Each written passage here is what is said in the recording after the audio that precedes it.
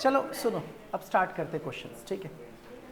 अब आज ना हम ना डॉट प्रोडक्ट के क्वेश्चंस और कुछ मिसक्लेनियस के सवाल, कुछ एक्स्ट्रा क्वेश्चंस, ये सारे कंप्लीट करेंगे। और ध्यान से देखना ज़रा, आज की क्लास में हम थोड़े अच्छे सवाल करेंगे।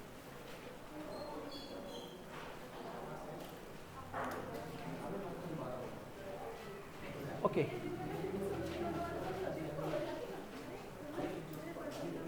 चलिए अब ज़रा इधर ध्यान दीजिए, सुनिए सब लोग। हम लोग ना लास्ट क्लास के अंदर क्वेश्चन नंबर 10 कर चुके थे, उसके बाद मैंने 12 और 14 भी करा दिया था। अब हम बाकी के सवाल डिस्कस करना स्टार्ट करते हैं। स्टार्ट कर रहा हूँ क्वेश्चन नंबर 11, 11वें सवाल से। क्वेश्चन नंबर 11, ये 11वां सवाल, ध्यान से देखिएगा ज़रा क्या है। देखो, यहाँ से ना सॉल्यूशन स्टार्ट कर रहे हैं। सवाल को बिल्कुल सिंपल मैनर में आप कर सकते हैं, बड़े आराम से हो जाएगा। Show that this is perpendicular to this for any two non zero vectors A and B. आपको ये साबित करना है कि ये और ये एक दूसरे के कैसे हैं, परपेंडिकुलर। अब मेरी बात सुनना, आप एक काम कीजिए, दोनों को कुछ लेट कर लो। चलो एक काम करते हैं, एक का नाम क्या रख देते हैं, पी। मैंने इसका नाम पी रख दिया, तो आप इसे क्या बोल सकते हैं, ए वेक्टर का मैग्नीट्यूड इंटू में बी, प्लस में बी वेक्टर मैग्नीट्यूड और इंटू में क्या आ जाएगा, ए। मैंने इसे नाम दे दिया, मान लेते हैं ये एक पी वेक्टर है। ऐसे ही जो दूसरा वाला वेक्टर है, मैं इसको नाम दे देता हूँ क्या, क्यू। तो क्यू वेक्टर, इसे मान लिया मैंने Q. Q vector is equal to में मैग्नीट्यूड ऑफ ए इंटू में बी माइनस में मैग्नीट्यूड ऑफ बी और इंटू में ए। और मुझे साबित करना ये दोनों परपेंडिकुलर है। अच्छा, अगर सच में दोनों परपेंडिकुलर हैं तो इनकी डॉट प्रोडक्ट जीरो आनी चाहिए। तो भाई मैंने एक को P मान लिया, एक को Q मान लिया। अब एक काम करते, देखते हैं इनकी डॉट प्रोडक्ट जीरो है या फिर नहीं है। तो मैं यहाँ पर लिख देता हूँ नाउ। अब ये जो P है और ये जो Q है, हम इसकी डॉट प्रोडक्ट निकालते हैं। P वेक्टर ये रहा आपके सामने, आप इसे लिखोगे A मैग्नीट्यूड इंटू में B वेक्टर, प्लस में आप लिखेंगे B मैग्नीट्यूड इंटू में आ जाएगा A वेक्टर और फिर डॉट प्रोडक्ट। फिर आता है Q। Q आपके पास आ गया वेक्टर A का मैग्नीट्यूड इंटू बी और माइनस में वेक्टर बी मैग्नीट्यूड और इंटू में आ जाएगा ए वेक्टर, ब्रैकेट क्लोज। अब इससे मल्टीप्लाई करते हैं, थोड़ा ध्यान से देखना। ए मैग्नीट्यूड और ए मैग्नीट्यूड ये दोनों मिलकर के हो जाएंगे ए मैग्नीट्यूड का स्क्वायर। ये बी वेक्टर, ये बी वेक्टर, इनकी डॉट प्रोडक्ट, तो आप इसे लिख सकते हैं this is B dot B और ब्रैकेट क्लोज। बीच में आया माइनस। अब इसको इससे मल्टीप्लाई करना है, ए मैग्नीट्यूड और ये बी मैग्नीट्यूड, तो मैंने इसको लिख दिया मैग्नीट्यूड ए इंटू में मैग्नीट्यूड ऑफ बी और ये b और यहाँ पर a, तो आप इसे लिख सकते हैं b vector dot a vector. अब उसके बाद इस टर्म को इससे मल्टीप्लाई करना है, b magnitude into a magnitude, तो प्लस में आ जाएगा मैग्नीट्यूड ऑफ b इंटू में मैग्नीट्यूड ऑफ a और ये रहा a और ये है b, तो आप इसे लिख सकते हैं a vector dot b vector. उसके बाद ये प्लस का और ये माइनस का दोनों सेम है। b मैग्नीट्यूड को b मैग्नीट्यूड से मल्टीप्लाई किया तो माइनस में b मैग्नीट्यूड का स्क्वायर और इंटू में a vector dot a vector और ब्रैकेट हो गया क्लोज। आप इसे देखेंगे तो a b और b डॉट a ये टर्म अलग है, b a और ये a डॉट b ये दोनों के दोनों इक्वल और आपस में क्या हो गए, कैंसिल। अब आप इसे लिखेंगे a के मैग्नीट्यूड का स्क्वायर एज इट इज और b डॉट b सब जानते हैं b मैग्नीट्यूड का स्क्वायर। उसकी बात करेंगे तो यहाँ पर भी b मैग्नीट्यूड का स्क्वायर और a डॉट a को क्या लिखेंगे, a मैग्नीट्यूड का स्क्वायर। ये दोनों भी सेम, आपस में कैंसिल और आपका रिजल्ट कितना आ जाएगा, जीरो। और अगर ये जीरो आया तो आप ये कह सकते हैं कि p वेक्टर और q वेक्टर की डॉट प्रोडक्ट जीरो आने का मतलब है कि आपका जो वेक्टर p है वो परपेंडिकुलर है वेक्टर q के, और हमें यही बात साबित करनी थी। अब आप इसे लिखिए, फिर अगले सवाल पर आते हैं।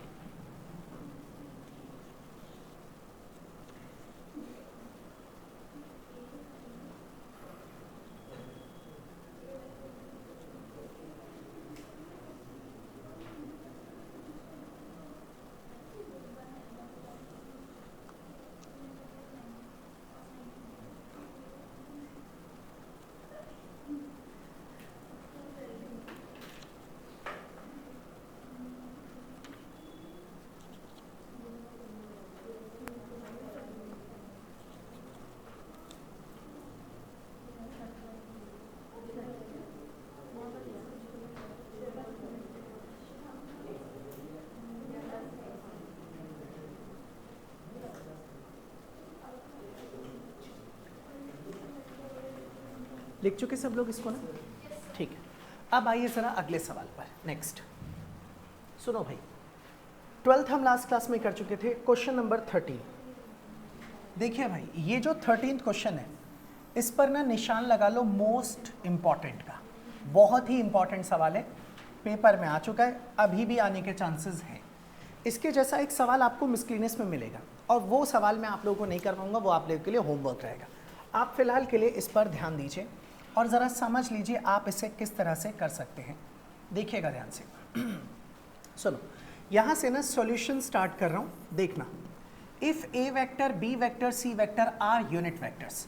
अच्छा, ये कह रहे हैं तीनों ही यूनिट वेक्टर है, मतलब ए वेक्टर का मैग्नीट्यूड, बी का मैग्नीट्यूड और सी का मैग्नीट्यूड तीनों इक्वल हैं, तो इक्वल टू क्या डाल देते हैं 1, such that A vector plus B vector plus C vector is equal to 0, और वो भी इस तरह से कि तीनों वेक्टर्स का सम 0 है, यानी कि A vector plus B vector plus C vector is equal to 0 vector. ठीक है भाई, ध्यान देना, जब कभी भी मैं ऐसे लिखता हूँ ना ए डॉट बी, तो इक्वल टू में खाली 0 लिखता हूँ, इस पे वेक्टर नहीं डालता, क्योंकि ये डॉट प्रोडक्ट है, क्या है, स्केलर, तो रिजल्ट क्या आता है, स्केलर। ये vector plus vector is equal to a vector. तो कई बार बच्चे सोचते सर इस पे 0 पे वेक्टर नहीं डाला, यहाँ डाल दिया, ये ऐसे रहेगा। अब इन्होंने बोला find the value of A dot B dot C dot A. तो आपको जो वैल्यू कैलकुलेट करनी है that is A dot B, फिर प्लस में आ जाएगा दिस इज बी डॉट सी, और फिर प्लस में सी डॉट ए, और इक्वल टू में जो रिजल्ट आएगा हमें यही फाइंड आउट करना है। अब आप समझिए जरा, दो चीजें आपको गिवन, इनकी मदद से आप ये कैसे निकाल पाएंगे, मैं आपको उसी के बारे में सिखाने जा रहा हूँ। सुन लो ध्यान से। यहाँ पर जब आप देखोगे ना, तो ए के साथ बी की डॉट प्रोडक्ट है, बी के साथ सी की और सी के साथ ए की। आपको इसकी मदद से इसे कैलकुलेट करना है और इसकी मदद से भी। तो मैं यहाँ से ना अब स्टार्टिंग कर रहा हूँ, ध्यान से सुनना। इस जगह लिखने जा रहा हूँ नाउ। अब हम क्या करने वाले हैं, हमें ये पता है कि A vector plus B vector plus C vector, इसके इक्वल टू में क्या दे रखा है, 0। मैं चाहता हूं ए के साथ बी आ जाए, इसलिए ना मैं दोनों साइड पर बी को मल्टीप्लाई करने जा रहा हूं, या फिर बी के साथ ना डॉट प्रोडक्ट लेने जा रहा हूं। तो मैं इसे चाहूं तो यहां लिख देता हूं डॉट बी वेक्टर, और इक्वल टू में लिख देता हूं 0 वेक्टर, और फिर डॉट में क्या हो जाएगा, बी वेक्टर। अब आप जरा बी को ए से मल्टीप्लाई कीजिए, तो आप इसे क्या लिख सकते हैं, A vector dot B vector. फिर बी को बी से मल्टीप्लाई कीजिए तो आप लिखेंगे B vector dot B vector. फिर सी को बी से मल्टीप्लाई कीजिए तो आप लिखेंगे सी वेक्टर डॉट बी वेक्टर, और 0 डॉट बी मिलके क्या हो जाएगा, 0। अब वेक्टर नहीं आएगा क्योंकि वो क्या बन गया, स्केलर। इसके अगले स्टेप में आप इसे देखेंगे तो आपको यहाँ पर दिखेगा क्या, a dot b as it is. फिर बीच में इसको लिख देते हैं, तो इसे लिख दे सी डॉट बी, या फिर क्या लिख देते हैं, बी डॉट सी। और ये जो b डॉट बी है, आप इसी को क्या लिखोगे, b के मैग्नीट्यूड का स्क्वायर, और साथ में क्या आ जाएगा, माइनस, बराबर के उस साइड लेके। अब आप इसे लिख सकते हैं a vector dot B vector plus B vector dot c vector, और हम जानते हैं b का मैग्नीट्यूड कितना है, 1, तो आप इसे लिखेंगे -1। इसे बोल दीजिए इक्वेशन नंबर फर्स्ट। सबको ये बात समझ में आई ना, ये पहली इक्वेशन बना दी। इसी तरीके से अब हम सेकंड इक्वेशन के लिए काम करने जा रहे हैं, और वो क्या है, वो भी आप ध्यान से देखिएगा, नंबर 2 सेकंड के लिए। इसके बाद आपको क्या करना है, यहाँ पर देखिएगा। अब मैं लिखने जा रहा हूँ एंड, और अभी इसके आगे अब क्या करना है, फिर से हमने यही देखा कि A vector plus B vector plus C vector, ये हमें दे रखा है किसके इक्वल, 0 के इक्वल। अच्छा, मैंने पहले ए डॉट बी तो निकाल दिया यहाँ से देख के, अब बी के साथ क्या चाहिए, सी, या फिर सी के साथ क्या चाहिए, ए। तो पहले मैंने ए से मल्टीप्लाई किया, अब मैं दोनों तरफ, सॉरी बी से मल्टीप्लाई किया, अब मैं दोनों तरफ चाहूँ तो किससे मल्टीप्लाई कर देता हूँ, ए से। तो मैंने इसको भी मल्टीप्लाई कर दिया, किस चीज़ से, ए से। अब आप ए से मल्टीप्लाई करोगे तो आपके पास यहाँ पर क्या आएगा, ए डॉट ए, फिर प्लस में बी से मल्टीप्लाई करोगे तो ये क्या बन जाएगा, बी डॉट ए, और सी से मल्टीप्लाई करेंगे तो ये बन जाएगा सी डॉट ए, और 0 डॉट ए कितना हो जाएगा, 0। तो ये जो बी डॉट ए लिखा है, आप इसे चाहे तो लिख सकते हैं ए डॉट बी, फिर दूसरे वाले को क्या लिख सकते हैं, this is c dot a या फिर ए डॉट सी, और ये जो ए डॉट ए है वो उधर आ जाएगा, और ये बन जाएगा माइनस में मैग्नीट्यूड ऑफ ए का स्क्वायर।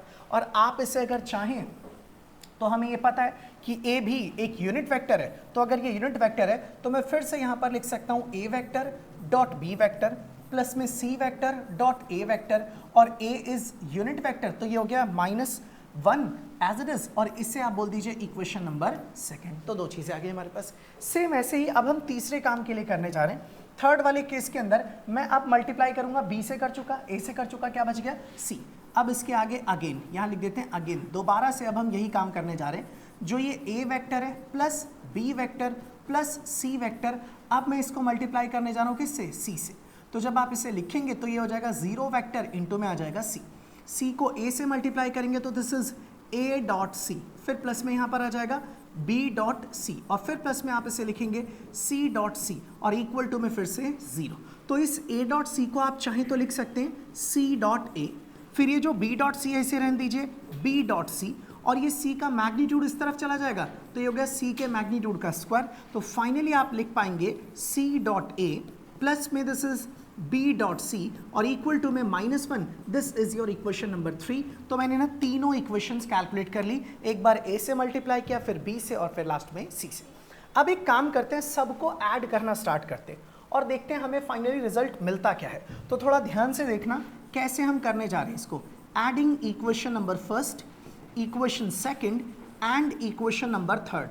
अब मैं तीनों को जोड़ने जा रहा हूं, तो डायरेक्टली जोड़ूंगा, देखना जरा। यहाँ पे a dot b b dot c, a dot b c dot a, और यहाँ पर b डॉट सी और c डॉट ए।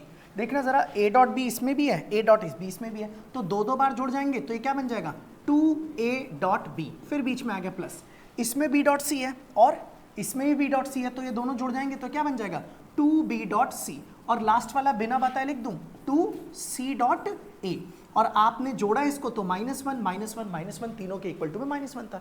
इस पूरे में 2 क्या आ जाएगा, कॉमन, और जब आप इसमें से 2 कॉमन ले लोगे तो आपके पास बचेगा a डॉट बी, फिर प्लस में आ जाएगा क्या b डॉट सी, और फिर प्लस में क्या आ जाएगा c डॉट ए, और इक्वल टू में क्या आएगा -3, और आपको जो रिजल्ट चाहिए था वो मिल गया। This is a dot b, plus में आ जाएगा b डॉट सी, और फिर प्लस में आ जाएगा c डॉट ए, और आपका फाइनल आंसर आ जाएगा -3/2, और यही हम लोगों को प्रूफ करना था। सब लोग कर सकते हैं इसको, ठीक है। ओके, अभी ना नोट कर लेना, 1 मिनट के लिए सब लोग किताब पर ध्यान दीजिए। ये सवाल था जो हमने अभी भी किया 13। अब ना आप लोग जब अपनी किताब के अंदर एनसीईआरटी में मिसक्लेनियस पे आओगे तो आपको मिसक्लेनियस में ना एक एग्जाम्पल मिलेगा, दिस इज एग्जाम्पल नंबर 29। एक बार ध्यान से देख लो सब लोग। देखिए, 3 vectors a, b and c satisfy the condition a vector plus b vector plus c vector is equal to 0। Same ही चीज लिखिए। इवेल्युएट द क्वांटिटी म्यू, आपको ये निकालना है, और ये है क्या, ये है a dot b b dot c c dot a. If a का मैग्नीट्यूड 3, b का मैग्नीट्यूड 4 और c का मैग्नीट्यूड कितना है 2, तो बिल्कुल सेम ही तो सवाल है। और देखोगे जब सॉल्यूशन तो बुक में भी यहाँ पे यही दिखेगा। सबसे पहले इसको उठाया, किससे मल्टीप्लाई किया, दोनों तरफ इन्होंने a से, उसके बाद ये रिजल्ट निकाल दिया इक्वेशन फर्स्ट, फिर मल्टीप्लाई किया b से, और उसके बाद मल्टीप्लाई किया लास्ट में किससे, यहाँ पर दिखेगा c से, और फिर इन तीनों को आपस में ऐड कर दिया, थर्ड इक्वेशन, सेकेंड इक्वेशन और ये फर्स्ट, और फिर ऐड करके जो रिजल्ट चाहिए था वो इन्होंने निकाल दी। तो मैं ये क्वेश्चन ना छोड़ रहा हूँ होमवर्क में, एग्जाम्पल 29 आप लोग खुद करेंगे, इससे आप लोग नोट कर लीजिए। ये कौन सा क्वेश्चन था, 13, ठीक है, 13 क्वेश्चन है, ठीक है। नहीं, ये यहाँ पर ना जो मिसक्लेनियस का क्वेश्चन है उनमें अलग अलग मैग्नीट्यूड दे रखे हैं, और जो एक्सरसाइज का क्वेश्चन में उसमें सब यूनिट वेक्टर बता रखे हैं। देखिए ना, ये बुक में है ना, हाँ ये 1 दे रखा है, वहाँ पे 3। अच्छा, यहाँ 1 दे रखा है, ओके, वहाँ 3 था। हाँ, फिर हो सकता है ये चेंजेस हो में भी, लेकिन कोई नहीं, तरीका तो वही रहेगा, आप कर लीजिए अपने हिसाब से, जो सवाल में दे रखा है उसके अकॉर्डिंग करिए।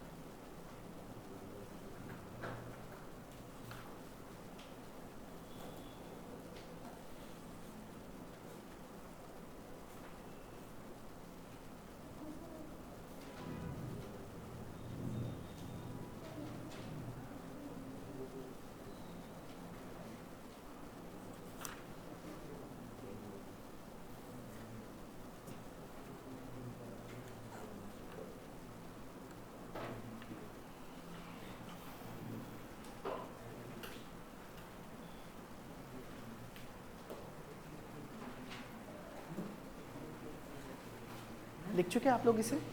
क्लियर सभी के लिए ना? ठीक है भाई, अब मेरी बात सुनिए ध्यान से, सुनो। देखो, अब इस सवाल को करने का एक और तरीका बताने जा रहा हूं, और दोनों तरीके जानना ज़रूरी है। क्यों? पहले तो ये आपने देखी है कि एक ऐसा तरीका है और ये सिंपल है। मैंने ऐसा क्यों किया? क्योंकि मुझे यहाँ से दिखा कि मुझे ना a.b, b.c, c.a चाहिए, इसलिए पहले a से मल्टीप्लाई किया, फिर b से, और फिर किससे किया? c से। अब हम इसी सवाल को करने का एक दूसरा तरीका देखते हैं। अच्छा सुनिएगा ध्यान से, क्या था हमारा क्वेश्चन, उसके हिसाब से हम चलना शुरू करते हैं। हमसे कहा गया था कि a, b, c 3 unit vectors हैं, और वो भी इस तरह से कि a का magnitude a plus B plus C तीनों का सम कितना है? 0। तो हमें a.b, b.c और c.a को फाइंड आउट करना है। चलिए अब हम यहाँ से वापस स्टार्ट करते हैं इसी सवाल को, और लेकिन इस बार करेंगे इसका एक दूसरा सॉल्यूशन। और वो सॉल्यूशन ना याद रखना ज़्यादा इजी रहेगा, आसान पड़ेगा, और कई बार सवालों की लेंथ को छोटा कर देगा। सुनिए ध्यान से देखना, यहाँ से ना मैं सॉल्यूशन स्टार्ट करने जा रहा हूँ। ए बी सी तीनों यूनिट वेक्टर है, तो a इक्वल टू में b इक्वल टू में c, इन तीनों का ही मैग्नीट्यूड कितना है? 1। सच दैट, वो भी इस तरह से कि a vector plus b vector plus c vector, इन तीनों का सम कितना है? 0। और हमें जो चीज़ फाइंड आउट करनी है दैट इज a.b और प्लस में b.c और फिर प्लस में c.a, हमें इन तीनों की प्रोडक्ट का सम बताने कितना होगा, वही हमारा क्वेश्चन है। तो अब मैं यहाँ से ना स्टार्ट कर रहा हूँ, सुनना ज़रा ध्यान से और अच्छे से फोकस करना है। देखिए, इसका एक दूसरा तरीका ये है कि आप लोगों को ये दिया गया है कि a vector plus b vector plus c vector, इसकी वैल्यू कितनी है? 0। अब ना मैं आप लोगों के सामने ये एक फॉर्मूला इस्तेमाल करने जा रहा हूँ, ये बड़ा एक काम का है जो मैंने कई बार यूज़ किया हुआ है, इस तरीके से इसका यूज़।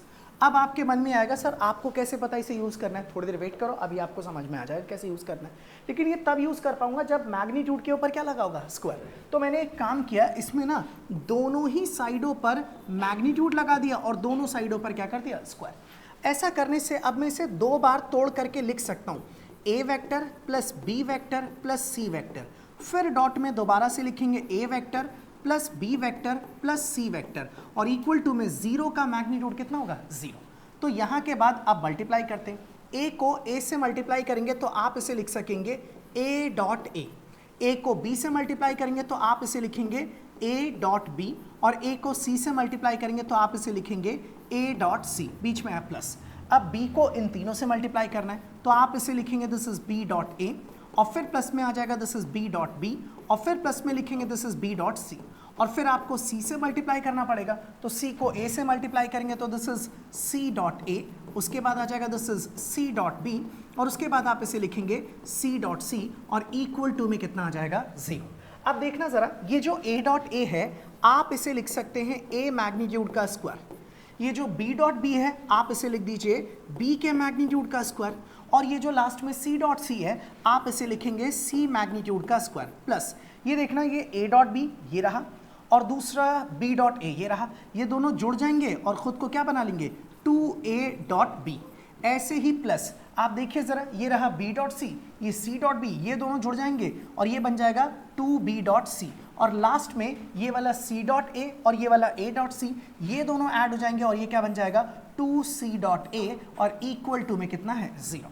अगले स्टेप के अंदर आपको इसी टर्म को निकालना था, आप इसको यहीं रहने दो और इसमें से 2 कॉमन ले लो, ये बन जाएगा a डॉट b, और फिर प्लस में आ जाएगा b डॉट c, और फिर प्लस में आप लिखेंगे c डॉट a, और इक्वल टू में आपके पास ये तीनों टर्म्स हैं बराबर के उस साइड ले आइए, magnitude of this is a, इसका स्क्वायर, फिर माइनस में मैग्नीट्यूड ऑफ b का स्क्वायर, फिर माइनस में मैग्नीट्यूड ऑफ c का स्क्वायर। तो फाइनली आप अगर इसे लिखेंगे तो ये हो जाएगा a vector dot b vector, plus में आ जाएगा b vector dot c vector, plus में आ जाएगा c vector dot a vector, और इस पूरे के साथ इनटू में 2, और इक्वल टू में आप इसे लिखेंगे -1 -1 -1, एंड फाइनली आपका आंसर आ जाएगा a vector dot b vector plus b vector dot c vector और प्लस में c vector dot a vector, और हमारा रिजल्ट आ जाएगा -3/2। हमें यही प्रूफ करना था। अच्छा एक बात सुनो, आपको सच में ऐसा लगेगा कि मैंने कुछ नया और अलग मेथड बताया, जबकि ऐसा है नहीं, बस आपको ये थोड़ा ना छोटा दिखेगा। आप ज़रा सोचिए, मैं पहले क्या कर रहा था, a प्लस बी प्लस सी को a से मल्टीप्लाई, फिर b से, और फिर c से, फिर तीनों को ऐड कर रहा था। यहाँ पे भी तो वही किया, a प्लस बी प्लस सी को a से मल्टीप्लाई किया, फिर b से मल्टीप्लाई किया, फिर c से मल्टीप्लाई किया, और फिर तीनों को क्या कर दिया, ऐड। एडिशन ही तो चल रहा है। तो दोनों चीज़ें कैसी हुई, बिल्कुल सेम। लेकिन एक बात सुनना, पहले एक बार ना एक स्कूल के प्री बोर्ड में ये सवाल आ रखा है, ये क्वेश्चन ये तो मिल सकता है, तो एग्जाम के लिए क्वेश्चन इंपॉर्टेंट भी है। सीधा ये लिखा था कि प्रूफ कीजिए a plus B plus c के मैग्नीट्यूड का स्क्वायर बराबर होता है a square plus b square plus c square plus 2a dot b plus 2b dot c plus 2c dot a। तो आपको इसको 2 बार मल्टीप्लाई करके उसके बाद इस चीज़ को क्या करना है, प्रूफ। समझ गए सब लोग ना। लेकिन ऐसा सिर्फ तभी हो पाएगा जब a plus B plus C तीनों का सम कितना होगा, 0। ध्यान रखिए बात ना। अच्छा, कई बार क्या करते हैं, अब वैसे तो मुझे अब याद है ये चीज़, आप चाहो तो वैसे अगर पेपर में सवाल की लेंथ ज़्यादा है, ज़्यादा मार्क्स का है, तो बेटर ये पूरा करके दिखाओ। लेकिन अगर 1 या 2 नंबर का सवाल है ना, तो आप सीधा इसकी जगह डायरेक्टली ये यूज़ कर लो, a square b square c square plus, लेकिन यहाँ पर मैग्नीट्यूड नहीं आएगा, a dot B dot C dot a. याद है a plus B plus c का होल स्क्वायर, ये वही वाला फॉर्मूला ही बन गया एक तरह से। इसे अब आप लिख लीजिए। अब वो जो NCERT का मिसक्लिनियस का एग्जाम्पल है ना, इससे करोगे और छोटा हो जाएगा।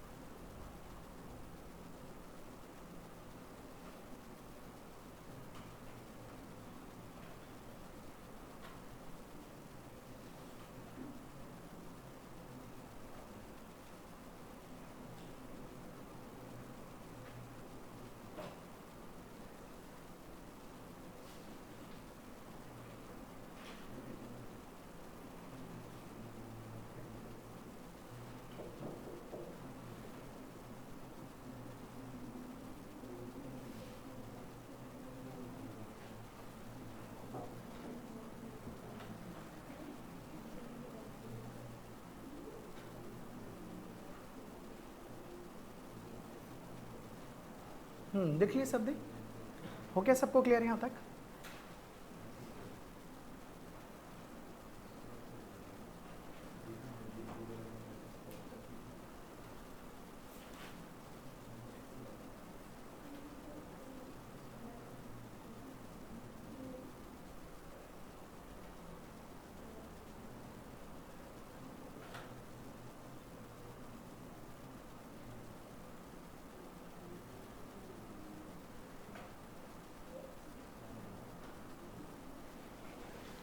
ठीक है जी, अब एक बात सुनिए ध्यान से। मैं ना अब वैसे तो मुझे अगला ही सवाल कराना है, बट मैं आप लोगों को एक सवाल कराने जा रहा हूँ जो हमारी किताब का नहीं है। हमारी बुक में ये नहीं दे रखा, बट हमारे एग्जाम्स में ये कई बार आ चुका है और चांसेस है कि बड़ा कॉमन सवाल है, आप लोगों को प्री बोर्ड में भी शायद मिल जाए, या और जो भी आप टेस्ट वगैरह दोगे, कुछ भी दोगे, या मेरे पास जो टेस्ट सीरीज चल रही है उसके अंदर भी आपको ये सवाल मिल सकता है। लिखिए ज़रा इस क्वेश्चन को, ये प्रीवियस ईयर का सवाल है, डिजिट भी नहीं चेंज हो रही है इसमें। लिखिए, if a vector plus b vector plus c vector is equal to 0, if a vector plus b vector plus c vector is equal to 0, comma, magnitude of a magnitude is equal to 3, b magnitude is equal to 5 and c magnitude is equal to 7, comma, find the angle between a vector and b vector, a vector and b vector। अब board पर ध्यान देना सब लोग, सुनो, हमारे सवाल में कहा गया कि अगर a vector plus b vector plus c vector इनका सम 0 है, साथ में ये भी कहा गया है कि वेक्टर a का मैग्नीट्यूड है 3, वेक्टर b इसका जो मैग्नीट्यूड है दैट इज 5 और वेक्टर c इसका जो मैग्नीट्यूड है दैट इज 7। तो आपको ये बताना है कि a vector and B vector इन दोनों के बीच में जो थीटा है एंगल वो कितना होगा। सवाल सबको क्लियर है ना? अब आप ज़रा समझिएगा ध्यान से, आपको ये सवाल अगर मिलेगा तो ऐसा ही मिलेगा जैसे मैंने आपको बताया, इनका सम 0 होगा और इनका कुछ मैग्नीट्यूड और ए बी सी डी सी ए कुछ भी, कोई भी दो वेक्टर के बीच का क्या पूछेंगे, एंगल। अब सुनिए, यहाँ से ना सॉल्यूशन स्टार्ट कर रहा हूँ, ध्यान दीजिएगा सब लोग। आपके पास जो वेक्टर है this is A vector plus B vector plus C vector, इन तीनों का सम हमें क्या दे रखा है, 0। अच्छा, आप जानते हैं ना ए और बी के बीच का एंगल निकालना है, ए और बी के बीच का एंगल ना इसमें आना चाहिए, तभी तो आप सॉल्व करोगे और थीटा निकल के आ पाएगा, और वो तब होगा जब आपको ए और बी के बीच की क्या दिखाई देगी, डॉट प्रोडक्ट, यानी कि इसके अंदर ए डॉट बी का आना ज़रूरी है। बात समझ रहे सब लोग? अच्छा, ऐसा करने के लिए मैंने एक थोड़ा सा सिंपल लॉजिक लगाया कि एक काम करते हैं, A vector plus B vector को यहीं रहने देते हैं, बस सी वेक्टर को बराबर के उस साइड भेज देते हैं। इससे होगा क्या, वो मैं अभी आपको करके दिखाता हूँ। अब मैंने ना एक छोटा सा लॉजिक लगाया कि दोनों साइड पर ना मैग्नीट्यूड ले लिया और इधर भी क्या ले लिया, मैग्नीट्यूड, और दोनों साइडों पर क्या लगा दिया, स्क्वायर। आप अब इसे चाहें तो ऐसे लिख सकते हैं, A vector plus B vector, और फिर यहाँ पर आ जाएगा डॉट में दोबारा से A vector plus B vector as it is, और माइनस है तो मैग्नीट्यूड जो है वो नेगेटिव को पॉजिटिव बना देगा, और ये क्या हो जाएगा, सी का स्क्वायर। अच्छा, किसी ने बोला सर हम दोनों तरफ b से मल्टीप्लाई कर देते हैं, ठीक है, लेकिन एक बात सुनो, जब आप इसको b से मल्टीप्लाई करोगे ना तो ये जो b डॉट सी बन जाएगा, फिर उसके बीच उसके साथ भी प्रॉब्लम आएगी, इसलिए हमें ये नहीं करना। अब ये चीज़ सेट हो गई, अब अपने आप ही इसमें a और b की डॉट प्रोडक्ट आ जाएगी। a को a से मल्टीप्लाई कीजिए, तो अब मैं डायरेक्टली लिख रहा हूँ a डॉट a क्या हो गया, a का मैग्नीट्यूड स्क्वायर, फिर आप इसे मल्टीप्लाई करेंगे तो पता है ना हम कई बार ये काम कर चुके, फिर सीधा क्या लिखोगे, a डॉट बी, और जब आप b को b से मल्टीप्लाई करेंगे तो b के मैग्नीट्यूड का स्क्वायर, और इक्वल टू में आ जाएगा मैग्नीट्यूड ऑफ c इसका स्क्वायर। तो आप इसे रहने दीजिए magnitude of a square as it is, plus में 2 a डॉट b को आप लिख सकते हैं a magnitude into b magnitude, और इंटू में आ जाएगा कॉस थीटा, और प्लस में इसे रहने दीजिए b का स्क्वायर, और इक्वल टू में मैग्नीट्यूड ऑफ c, इसका भी क्या आ जाएगा, स्क्वायर। अब लो जी, आपको जो थीटा चाहिए था वो अब इसके अंदर दिख रहा है, बस आपको जो जो वैल्यूज पता है सब आप रख दीजिए। a इसका मैग्नीट्यूड है 3, तो मैंने इसको लिख दिया 3 का स्क्वायर, प्लस ये रहा 2ab cos थीटा, तो 2 a की वैल्यू 3, b कितना है आपके पास 5, और इंटू में क्या आ जाएगा, cos थीटा, फिर प्लस b का स्क्वायर, b कितना है 5, तो 5 का स्क्वायर, इक्वल टू में c स्क्वायर, c कितना है 7, तो ये आ गया 7 का स्क्वायर। आप इसे लिख सकते हैं 5 इंटू 2 10, 10 इंटू 3 30, तो आप इसे लिखेंगे 30 cos थीटा, इक्वल टू में 7 का स्क्वायर 49, 3 का स्क्वायर 9 बराबर के इस साइड आएगा, 5 का स्क्वायर 25, वो भी बराबर के इस तरफ ले आइए, तो आप इसे लिख सकते हैं 30 इंटू में आ जाएगा कॉस ऑफ थीटा, 49 में से 9 गया तो क्या बचेगा 40, और 40 में से 25 गए तो कितना बचेगा 15। It means cos theta is equal to 15/30 which is 1/2, और कॉस थीटा 1/2 तब होता है जब थीटा कितना होता है 60 डिग्री। इट मीन्स कि इन दोनों वेक्टर्स के बीच में एंगल 60 होना चाहिए। अच्छा, अगर मान लो मैं तुम्हें बोलता बी और सी के बीच का एंगल चाहिए तो ए को उधर ले जाते और फिर यही प्रोसीजर फॉलो करते, ठीक है।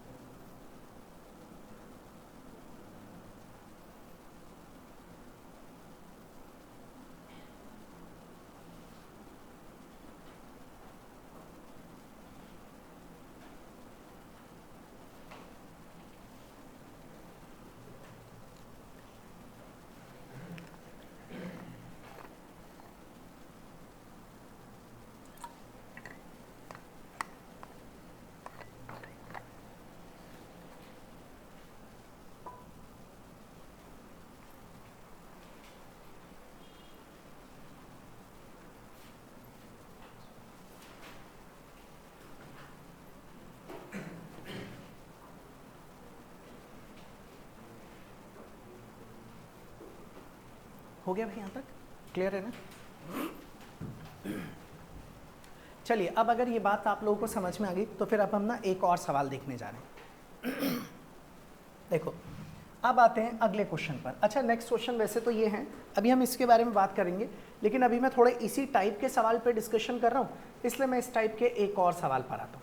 एक और है, वो फिर मिसक्लेनियस में सबसे एंड में ही हम डिस्कस करेंगे, जब वो आएगा तब। हाँ, एक सवाल ये रहा, एग्जाम्पल 28, और ये भी बड़ा इंपॉर्टेंट सवाल है भाई, निशान लगा लीजिए, इंपॉर्टेंट। ये मिसक्लेनियस का एग्जाम्पल है। चलो सुनो और ध्यान देना ज़रा, क्या लिखा है। अब देखो यार, ये सवाल ना कंडीशन बेस्ड है, जैसा बोला जा रहा है वैसा ही आपको करना पड़ेगा। ध्यान देना ज़रा।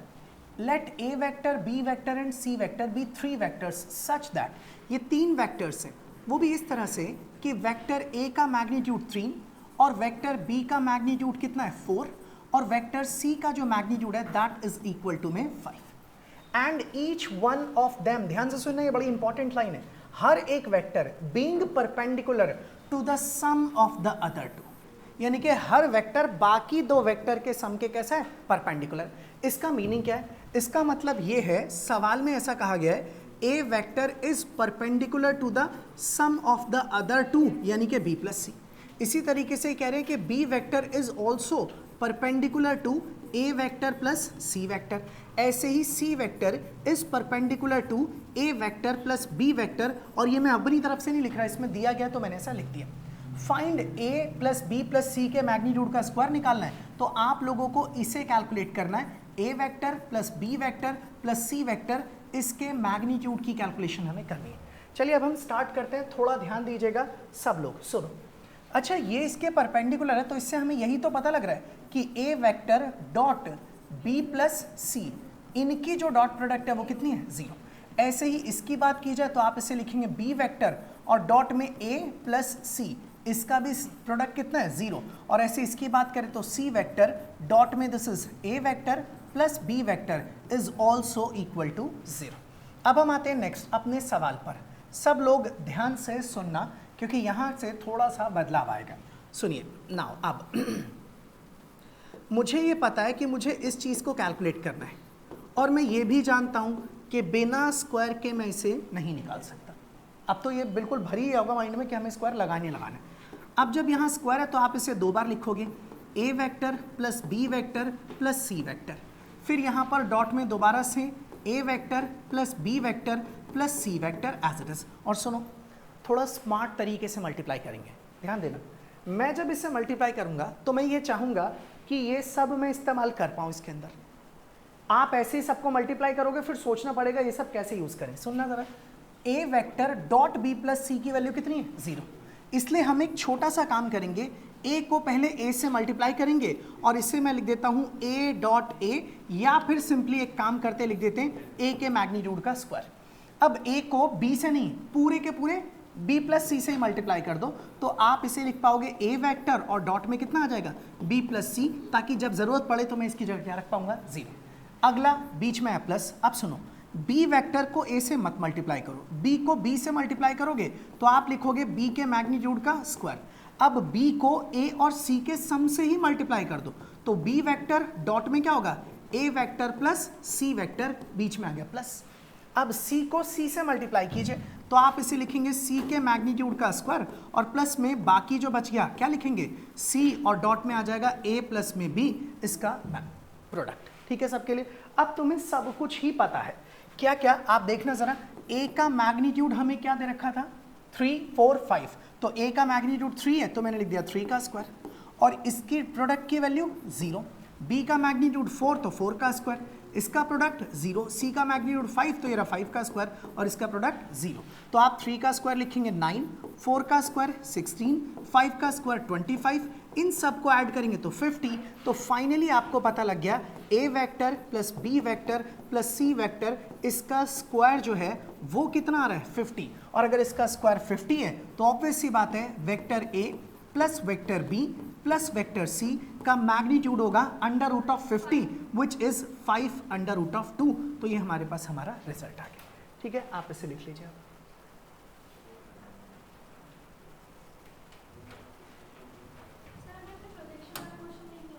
सबसे एंड में वही करेंगे, क्योंकि प्रोजेक्शन का सवाल सिर्फ वहीं पे है, एक दो जगह बस, और पूरी एक्सरसाइज में कहीं पे भी नहीं है, और जो वर्कशीट दूंगा उसमें देखेंगे।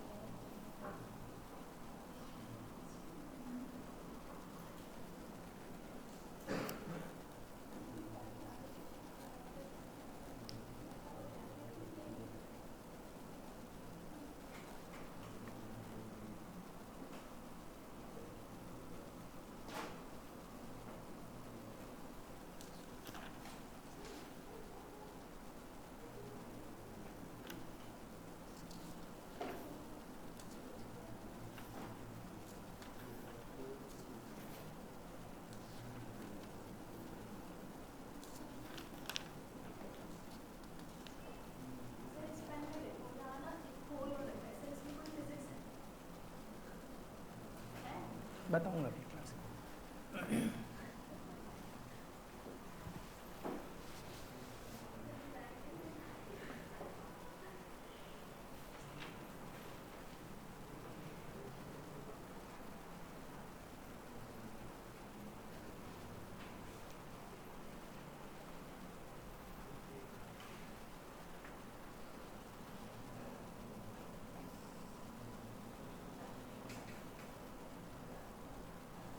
लिख लीजिए।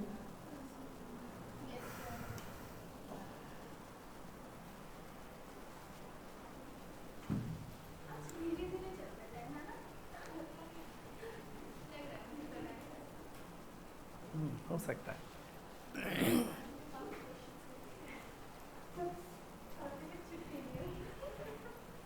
आज एक्चुअल में आपने कुछ नहीं किया, सीधा आते ही क्वेश्चन ही स्टार्ट हुए ना, वरना बाकी क्लासेस के अंदर कुछ कॉन्सेप्ट कुछ लॉजिक बताने पड़ते थे। अब अभी एक दो क्वेश्चंस और हैं, फिर प्रोजेक्शन ऑफ वेक्टर देखते हैं, आज हो तो जाएगा वैसे। ठीक है, ये हो गया सभी लोगों का कंप्लीट, समझ में आ गई नहीं चीज़ें। अब देखिए वैसे और भी सवाल मिलेंगे आप लोगों को, बट वो वर्कशीट के अंदर होंगे। अब हम चलते हैं आगे की तरफ। मिसलेनियस में भी सवाल है, वो भी है जो हम देखेंगे। नेक्स्ट अगले क्वेश्चन पर आते हैं हम ज़रा। अब हम वापस अपनी एक्सरसाइज पर ही आ रहे हैं। अब हमारी एक्सरसाइज में इसके आगे जो सवाल हैं वो देखिए गौर से। देखो भाई, क्वेश्चन नंबर सबसे पहले 15वां सवाल आप एक बार देख लो, इसे आप खुद ही कीजिएगा, मैं बस एक बार इसको बता देता हूँ, सुन लो ध्यान से। सवाल में लिखा क्या है, if the vertices A B C of a triangle A B C are this this this. आपके पास ना एक ट्राइंगल है, मान लीजिए मैं इस तरह से एक ट्राइंगल बना देता हूँ, ये रहा एक ट्राइंगल, और इस ट्राइंगल के ना 3 वर्टिसेस हैं, एक का नाम ए और एक का नाम बी और एक का नाम क्या है, दैट इज सी, और तीनों के कोऑर्डिनेट्स भी पता है 1, 2, 3। बी के कोऑर्डिनेट है -1, 0 और 0, और सी के कोऑर्डिनेट है 0, 1 एंड दिस इज 2। इन्होंने बोला है then find angle A B C, ये रहा ए बी सी, आपको ये वाला एंगल फाइंड करना है थीटा, और फिर ये ए बी सी कौन सा एंगल है बताया, angle between B A vector and B C vector. तो एक काम करो ना, बी से लेके सी ए तक का एक वेक्टर मान लो, उसका नाम क्या रख दो ए, और बी से सी तक का दूसरा वेक्टर, इसका नाम क्या रख दो बी। अच्छा, अगर मैं आपसे बोलूँ मुझे ए वेक्टर फाइंड आउट करना है तो कैसे निकालोगे, फाइनल माइनस इनिशियल, 1 माइनस -1 कितना हो जाएगा 2i कैप, उसके बाद 2 माइनस 0 प्लस 2j कैप और प्लस में 3k कैप। अच्छा, ऐसे तो आप बी वेक्टर भी निकाल सकते हो, c 0 minus -1 this is i cap, 1 minus 0 this is j cap, और 2 minus 0 this is 2k cap. तो भाई ठीक तो है, दो वेक्टर्स पता है आपको, ये फॉर्मूला पता है ना, a डॉट बी बराबर a मैग्नीट्यूड b मैग्नीट्यूड और इनटू में cos थीटा। तो भाई इन सबको रखो और यहाँ से आप एंगल निकाल सकते हो।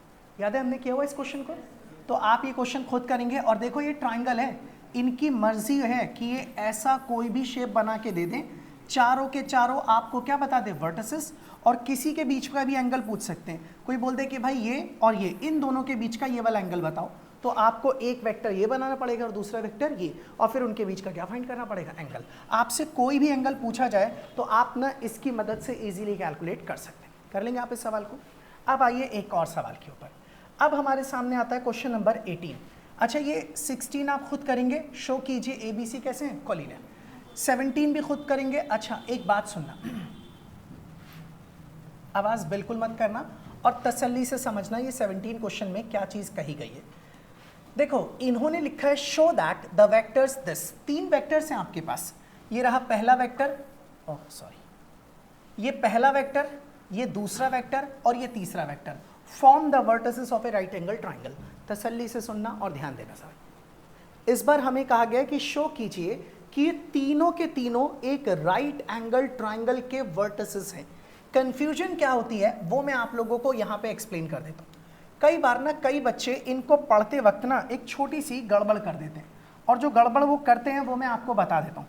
वो ना ये सोचते हैं एक वेक्टर ये दे रखा है, दूसरा वेक्टर ये वाली साइड, तीसरा वेक्टर ये वाली साइड। ऐसा नहीं है, इन्होंने हमें ना साइड्स नहीं दे रखी, इनके वर्टिसेस दे रखे हैं ए, एक बी और एक कौन सा सी। और ए के कोऑर्डिनेट्स आपको पता है या पोजीशन वेक्टर पता है, 2i कैप माइनस जे कैप प्लस के कैप। आराम से देख लो, घर पे खुद ही करना है इसको, मैं बस आपको समझा रहा हूँ, -5k कैप। और सी वेक्टर जो दे रखा है this is 3i cap -4j cap और -4k कैप, ये हमें दे रखे। ये डायग्राम पता नहीं गलत है या सही है, क्योंकि इन्होंने बोला शो करो कि ये तीनों वर्टिसेस किसके हैं, राइट एंगल ट्राइंगल के। मैंने ट्राइंगल बना दिया, अपनी मर्जी से इसको क्या नाम दे दिया, बी। क्या पता बी 90 डिग्री हो और क्या पता बी 90 डिग्री ना हो सकता है वो ए हो, ये बी हो और ये वाला क्या हो, सी। तो ये एक रफ डायग्राम है जो कि सही भी हो सकता है, गलत भी, मुझे नहीं पता, ये मैंने बस जनरली बना लिया। अब आपको याद होगा मैंने बताया था पाइथागोरस थ्योरम फॉलो कर लेना, अब मत करना उसको, क्योंकि अब आप एक काम कर सकते हैं कि ना ये ना जो वेक्टर है ए से बी तक का एक वेक्टर आप निकाल दीजिए, कौन सा, ए बी वेक्टर, और दूसरा वेक्टर आप कौन सा निकाल दीजिए, बी सी, और तीसरा वेक्टर कौन सा निकाल दीजिए, ए सी। निकाल लोगे ए बी, बी सी और ए सी, तीनों निकाल देना। अगर किसी दो वेक्टर की डॉट प्रोडक्ट 0 आई तो दोनों वेक्टर परपेंडिकुलर, और दो वेक्टर परपेंडिकुलर मतलब इसकी दो साइडें परपेंडिकुलर है, मतलब ये कौन सा ट्राइंगल है, राइट एंगल। अच्छा अब तो जैसे सवाल अगर पेपर में आएगा कि शो करो या चेक करो ये राइट एंगल ट्राइंगल है, तो आप लोगों को यही काम करना है। किससे निकालोगे, डॉट प्रोडक्ट से, वरना वो पाइथागोरस थ्योरम वाला लॉजिक तो बहुत बड़ा हो जाएगा ना। तीनों वेक्टर निकालो और फिर तीनों का मैग्नीट्यूड और फिर चेक करो पाइथागोरस फॉलो हो रही कि नहीं, वो एक बड़ा मेथड है, आप उससे मत कीजिएगा। कर लेंगे आप लोग इसे, ठीक है। अब आते हैं नेक्स्ट क्वेश्चन पर। अब सुनना ध्यान से, क्वेश्चन नंबर 18, ये एक इंपॉर्टेंट सवाल है भाई, MCQ फॉर्मेट का क्वेश्चन है, ध्यान से देखना सब लोग। क्या है ये सवाल, देखिए सिंपल सा क्वेश्चन है, इजी सा है। यहां से सॉल्यूशन स्टार्ट कर रहा हूं। अब ये सवाल है क्या, if a non zero vector of magnitude ए, आपके पास कोई एक वेक्टर है ए जो कि जीरो नहीं है मगर उसका मैग्नीट्यूड कितना है, स्मॉल है। Lambda is a non zero scalar, और लैम्डा एक स्केलर है जो कि जीरो नहीं है। Then lambda A vector is a unit vector if, कह रहे तब लैम्डा ए वेक्टर जो होगा वो एक यूनिट वेक्टर होगा अगर इनमें से क्या ऑप्शन लिया जाए तो। अब मुझे नहीं पता, लेकिन अगर चाहते हो कि यूनिट वेक्टर हो तो इसका मैग्नीट्यूड क्या होना चाहिए, 1। अच्छा हम इसे चाहें तो ऐसे लिख दें, इसकी अलग वैल्यू और इसकी अलग वैल्यू और इक्वल टू में क्या लिख देते हैं, 1। अच्छा आप इस लैम्डा को तो ऐसे ही रहने दो, आप इसे एज इट इज रहने दो। ये जो वेक्टर ए है इसका मैग्नीट्यूड कितना है, स्मॉल ए, और इक्वल टू में कितना आ गया, 1। अब मैं यहाँ से अगर बोलूँ a कितना आएगा तो आप लिखोगे a is equal to 1 upon में मैग्नीट्यूड ऑफ लैम्डा, और देखना ये कौन सा ऑप्शन मैच कर रहा है, डी। तो option number D is correct, बस यही होगा। अब आप इसे लिख लीजिए, दिस इज क्वेश्चन नंबर 18, 18वां सवाल।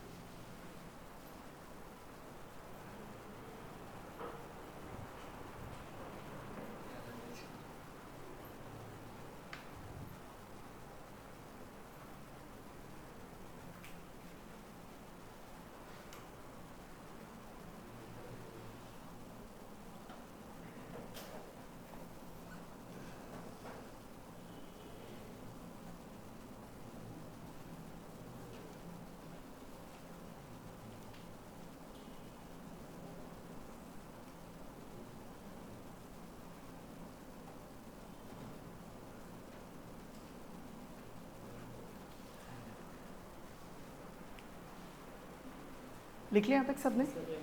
अब ना भाई मैं आज की क्लास तो यहीं तक रहने देता हूँ, लेकिन सुन लो ध्यान से। एक सवाल दे रहा हूँ होमवर्क में, घर पे जाके खुद ट्राई करना, दिमाग लगाना। इसमें आपको 11वीं क्लास के 3D की ज़रूरत पड़ेगी और वो देखना आपने कितना सीख रखा है, उसको यूज़ करना। सवाल बड़ा सिंपल सा है और पहले कभी पेपर में आ चुका है। क्वेश्चन लिख लीजिए। Show that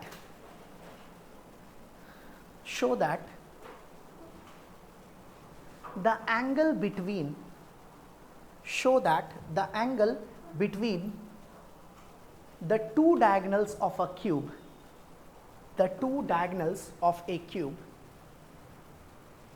is cos inverse of 1/3. cos inverse of 1/3 ये आपका सवाल है, ठीक है? सुनना ध्यान से। आपने ट्रायंगल वाला सवाल देखा ना, आपको वर्टिसेस पता थे तो आप ये कर पाए। आपको अपने हिसाब से सोच समझ के एक क्यूब इमेजिन करना है, उसके सारे वर्टिसेस को असाइन करना है और फिर उसके कोई भी दो डायगोनल लेने हैं, उनके दो क्या निकालने हैं, वेक्टर, और डॉट प्रोडक्ट की मदद से क्या निकालना है, उसका एंगल। ये आपका होमवर्क है, घर पे ट्राई कीजिएगा और बाकी की चीज़ें फिर अगली क्लास में। और सुनो, नेक्स्ट क्लास में प्रोजेक्शन ऑफ वेक्टर करेंगे, छोटा सा टॉपिक है, जल्दी खत्म हो जाएगा। उसके बाद स्टार्ट होगा वेक्टर प्रोडक्ट, और छुट्टी मत करना क्योंकि वेक्टर प्रोडक्ट अगली एक्सरसाइज में बहुत काम आएगा। चलिए अब आप जा सकते हैं।